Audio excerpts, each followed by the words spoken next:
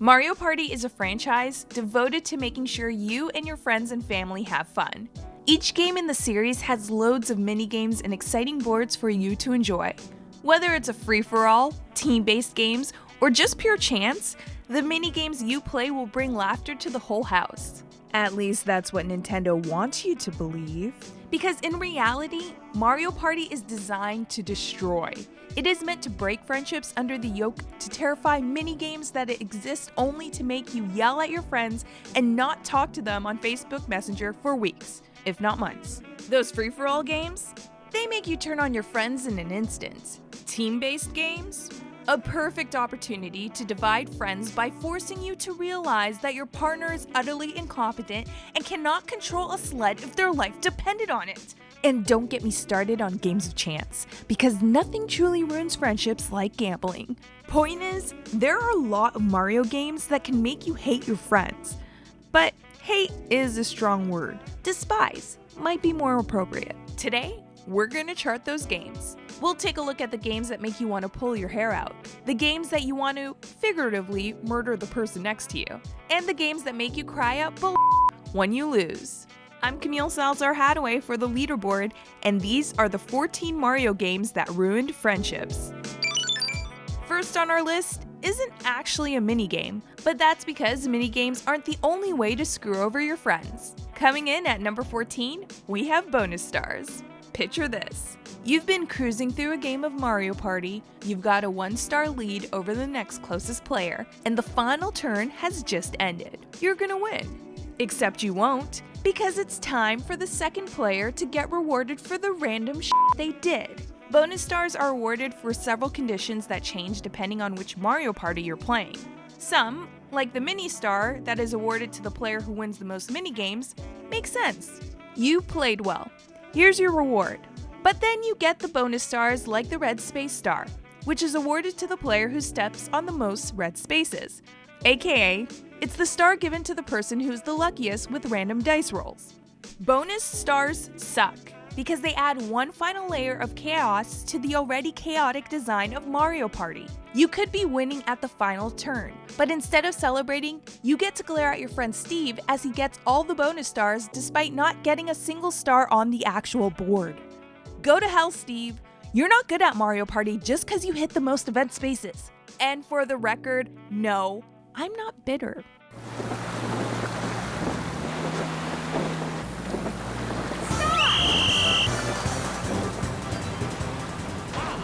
The first team game on the list is at number 13. Parasailing is a 2 versus 2 minigame where each team parasails over the ocean. One member controls the boat and the other member rides in the parasail. Each team tries to collect as many coins as they can in 45 seconds. The thing is, the person in the parasail can only move left or right.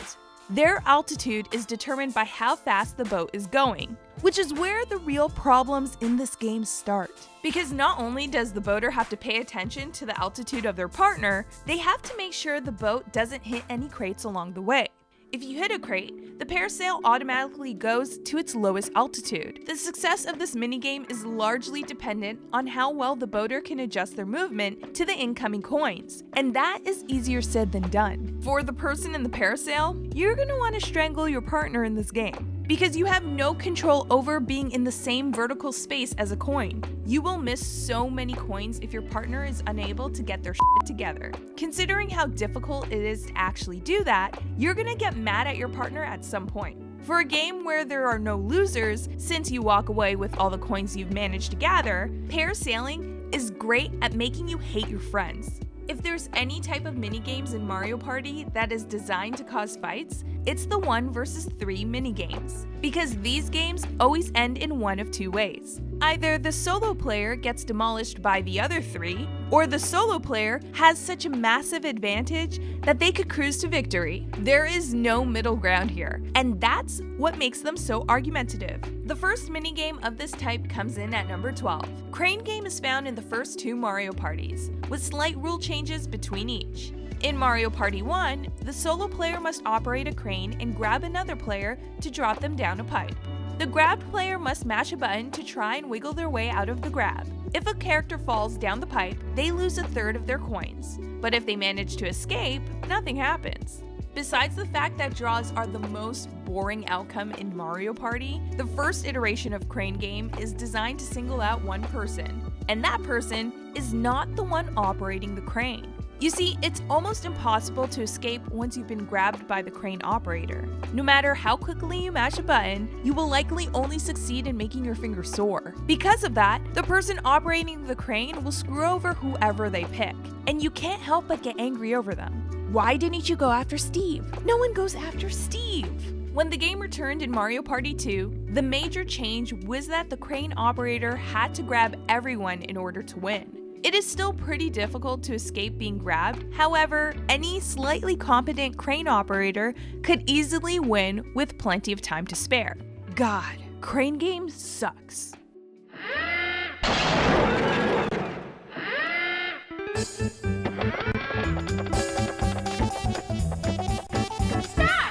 Bowser is a bad guy in general, but in Mario Party, he's a piece of shit. And that's made clear with Bowser's Big Blast, our 11th entry. Many minigames in Mario Party, at least in some way, rely on skill. Then there are a few that are completely random, where nothing you do affects the outcome. Bowser's Big Blast is one of those games, and it shows up in multiple games in the series. There are 5 pumps to push. One of them causes the Bowser balloon to explode.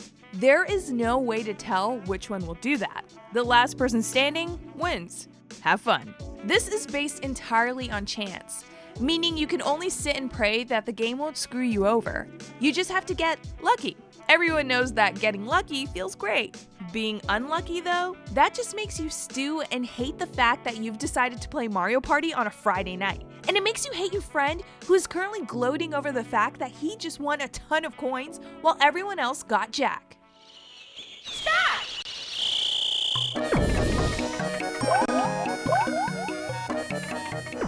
Honeycomb Havoc comes in at number 10, or as I like to call it, how to use basic mathematics to screw over your friends. There's no randomness in this game. This is a tactical missile designed to hurt people. All you have to do is hit a dice block that reads 1 or 2, which will cause that number of fruit to fall into your basket. But every so often, there's a beehive that will eliminate a person once grabbed. The block rotates slowly, however, meaning you could easily game the rules in order to screw over the person behind you. If there are only 2 pieces of fruit remaining before a beehive, all you need to do is roll a 2 and ensure the other person gets eliminated. Or you could roll a 1 and ensure that the person 2 spots behind you gets eliminated. By using basic counting skills, you could easily target specific players who are doing well, or doing poorly, depending on how much you feel like kicking people while they're down. Stop!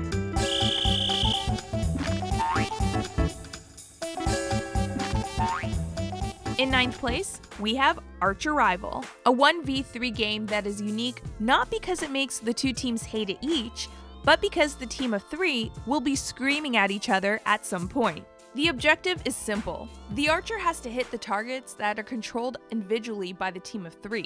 The archer is slow and has to move to make each shot, but the targets can move only left or right, and they only have a limited space to move. They also, more importantly, cannot pass each other. What makes this game so good at creating fights is the fact that at some point, without fail, one of the targets will be trapped by the other players. All it takes is for someone to not move in order to trap one player in the corner. Or there's the more sinister variant, wherein 2 players trap the third in between themselves. All the team of 3 needs to do is ensure that someone stays alive in order for everyone to win. But trust me, even if the team wins, those who were eliminated will walk away salty after they got trapped in the corner because everyone was playing for themselves. What? I'm so slow! What? I can't go forward! No! No! Continuing the 1 versus 3 trend, we have Filet Relay in 8th place. Here, one player has to bring a fish to the end of a race by themselves. The other team has to do the same, except they function as a relay, passing the fish between each player. This game only appears in Mario Party 2 for good reason. At some point in the race, someone is going to block someone else from advancing. It could be the solo player, it could be the team of 3. It doesn't matter, because whoever gets blocked is gonna feel cheated out of playing. The moment you get bumped into, you instantly fall to the back of the pack and need a huge amount of luck in order to win. The best part is, everyone who plays this game will tell the other players not to screw it up. But the design of the course will make you screw it up, leading to bickering for minutes, if not hours, to come.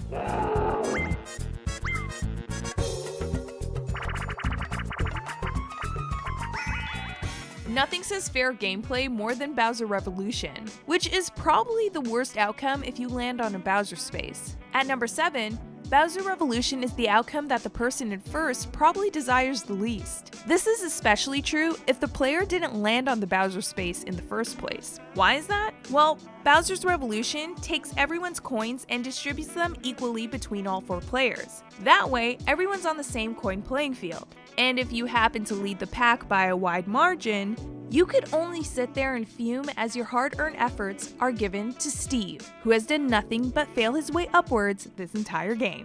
Bowser's spaces in general suck, but this is one of the few that affects the entire team, making it awful enough to earn it this spot. Our next game is probably the most infamous minigame in Mario Party history. After all, it's one of a collection of minigames in the original Mario Party that reportedly cost Nintendo $80 million.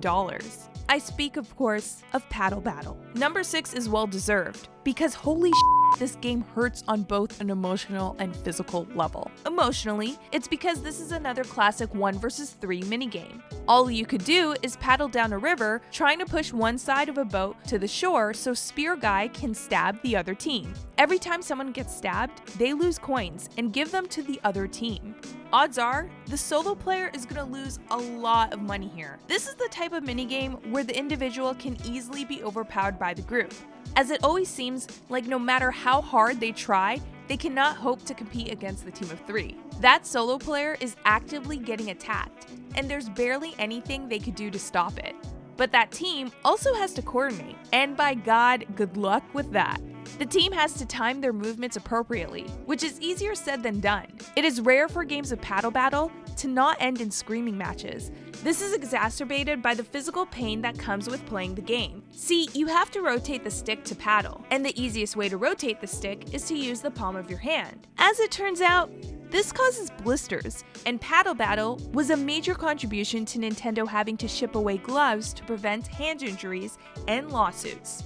It's the only time in Mario Party history that the physical pain of playing Mario Party comes close to the emotional pain that the games inflict. Almost. Start!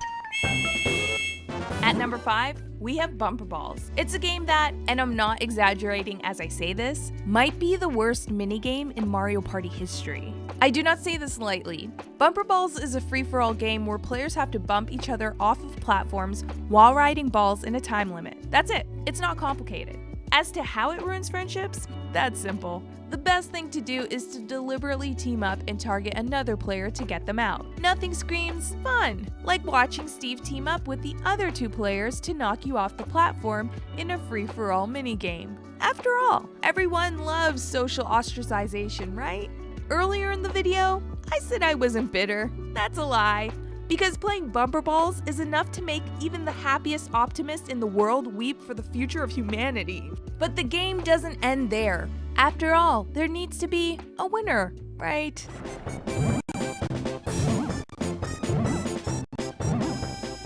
Yeah, so it turns out that when Bumper Balls is down to 2 people, it is really difficult to win. The most common outcome in the game is a draw, meaning that betrayal from earlier amounted to nothing in the grand scheme of things. Thanks for the well-designed game, Nintendo. Start! Our final 1 vs 3 minigame in this video is a doozy. At number 4, we have Heatstroke, which is a game that puts all the power in the hands of one individual. That one player's objective is to knock away piles of blocks with a hammer. The other players have to time their jumps appropriately in order to not get knocked off. What makes this game truly evil is that the player with the hammer can fake their swing with the push of a button. Since there's a delay between jumps, all the solo player has to do is fake a swing, see if everyone jumps, and then immediately hammer them all to oblivion. Good luck to the team of 3, because there's no way that you're going to be able to do this cleanly. Because it's so easy to screw the other team over. All you're going to get from it is frustration if you happen to not be the one with the hammer. Remember how we talked about how some games in Mario Party were entirely random? That's best exemplified by A Day at the Races, a minigame that is actually a good example as to why gambling can be so infuriating. I disagree. All you do is pick one of 4 racers and watch them race to the finish line. There's no logic behind who will win, all you could do is watch and hope that RNG is on your side, because you literally have no control over the outcome of the race. What's worse is that this is a battle minigame, meaning players' coins are on the line, and for 3 of those players, you are not going to walk away with your money back. The other player, meanwhile, can gloat as they walk away with a ton of coins they've earned with random chance. There's nothing fair about this game, which is what makes it so frustrating. A variant of this minigame can be found in Mario Party 5, called Random Ride. It follows the same principles, but in this version, you could see the names of the competitors. The more positive the name, the better chance of winning. This is still a random race, however, only this time, the player who picks the last knows that they're almost certainly screwed. These games exist solely to make players angry, and for that reason, they take our 3rd spot. Oh my god. Sorry, I know. They didn't notice, so don't worry. Okay. Just don't make a scene or anything. What do you? Don't make a scene. No! Come on, guys! Our second entry isn't a minigame, but it has ruined many friendships than nearly all of the other entries on this list. It comes in many forms, but stealing a star is vicious no matter what shape it takes. It's such a simple act, but it pisses people off for good reason. By using an item or landing on a set space, you could steal a star from another player at a premium cost. It always costs more to steal a star than it does to purchase one normally, which makes it all the more of a screw you.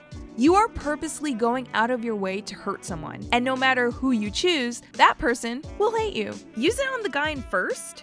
That's obvious. And Steve does kind of deserve it, but they will feel bad because they're getting punished for their success. But if you use it on anyone else, they'll feel attacked because you didn't even choose to go after the biggest threat. You chose to deliberately mess them up despite the fact that they, like you, are trying to take the lead. There's no way to sugarcoat it. The lack of subtext makes it deservedly claim the runner-up spot on our list.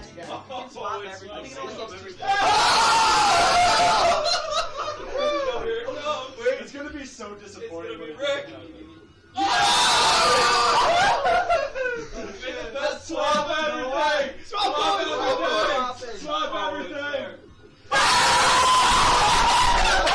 As our number 1 most friendship-ruining game, Chance Time, is all the pure and utter bullshit of Mario Party distilled into one thing. No matter what you do, you are bound to piss someone off. What's more, you're bound to piss someone off even if you're trying not to.